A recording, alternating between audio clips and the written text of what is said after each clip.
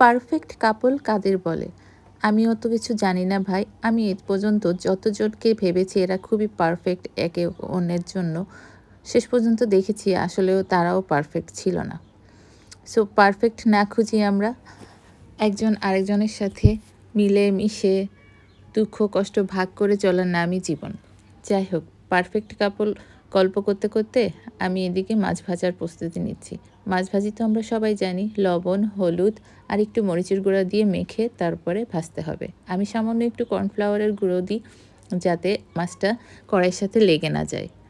আরেকটা জিনিস হচ্ছে, সামুদ্রিক মাছ ভাজতে গেলে লবণ কিন্তু পরিমাণের তুলনায় সামান্য একটু কম দিতে হয়, কারণ সামুদ্রিক মাছে প্রচুর লবণ থাকে, তাই একটু বুঝে শুনে দিবেন। যাই হোক, আসি গল্পে। আমার একজন স্যার ছিলেন, উনি অ্যাফেয়ার ম্যারেজ করেছিলেন একটি মেয়েকে। তো মেয়েকেই তো করবেন স্যার যেহেতু। যাই হোক, তো ওনারা এত সুন্দর দুজন কাপল ছিলেন এবং স্যার তার ওয়াইফকে ইউনিভার্সিটিতে পড়িয়েছেন এবং চাকরিতে জয়েন করার সুযোগ দিয়েছেন।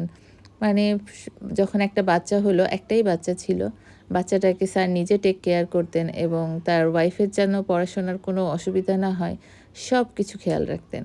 আর স্যারেরও বিজনেস ছিল ভালো, কোনো সমস্যাই ছিল না। দেখে মনে হতো এত সুন্দর সব কিছু চলছে তাদের, ছোট একটা সংসার, সব কিছু মিলিয়ে আসলে ঈর্ষণীয় ছিল অনেক। তো বউ যখন চাকরি করতেছে ১ বছর খুব ভালোই ছিল। পরে ২-৩ বছর পরে হঠাৎ শুনি স্যার নাকি সুইসাইড করে মারা গেলেন। মানে তার আগ পর্যন্ত আমরা কিছুই জানতাম না। পরে জানা গেল স্যারের ওয়াইফ নাকি তার কোন কলিগের সাথে অ্যাফেয়ার করে আবার ডিভোর্স দিয়ে বিয়ে করেছেন। তো স্যার সে জিনিসটা আসলে মেনে নিতে পারেনি, কাউকে শেয়ার করেনি এবং আশেপাশের কেউ জানতেও পারেনি। কারণ স্যার থাকতেন এক জায়গায় আর স্যারের ওয়াইফ থাকতেন অন্য জায়গায় চাকরির সুবাদে। যেহেতু ভালো চাকরি করতেন, তো জিনিসটা আসলেই আমার খুব মর্মাহত লেগেছিল বিষয়টা, যে একজন মানুষের জন্য এত কিছু করলো। বাসায় তো পোষা প্রাণী থাকলেও তো একটু মায়া দয়া হয়। জানি না তাদের ভিতরে কী ছিল। এখন হয়তো অনেকে বলতে পারেন হয়তো আপনার স্যারেরও সমস্যা ছিল।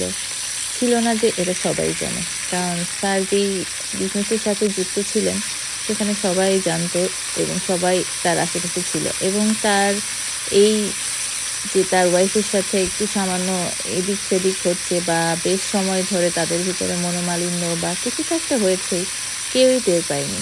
কারণ জিনিসটা বাইরে কেউ জানতই না। যাই হোক, তার জন্য কী করবেন? আসলে দুনিয়াটাই এরকম। অনেক মেয়ে আছে যাদের অনেক ইচ্ছা থাকলেও পড়াশোনা করতে পারে না। আর এদিকে অনেক মেয়েকে এত সুযোগ সুবিধা দেওয়ার পরেও সে জিনিসটা ধরে রাখতে পারে না। এজন্যই আসলে দুনিয়ায় পারফেক্ট বলতে কিছু নাই। সবাইকেই সবকিছু স্যাক্রিফাইস করে সবকিছু মেনে নিয়ে চলতে হয়। এই যে আপনাদের একটা গল্প বলতে বলতে আমার রূপচাঁদা মাছগুলো ভাজি করা হয়ে গেছে। আর রূপচাঁদা মাছের কাঁটা কিন্তু খুব নরম থাকে আর সাইডে মাছের গায়ে কাঁটা লেগে থাকে না। তো বাচ্চাদের অবশ্যই মাছ খাওয়াবেন, মাছ খাওয়ার অভ্যাস করবেন। সপ্তাহে ১ দিন সামুদ্রিক মাছ খাওয়া আমাদের জন্য খুবই দরকার।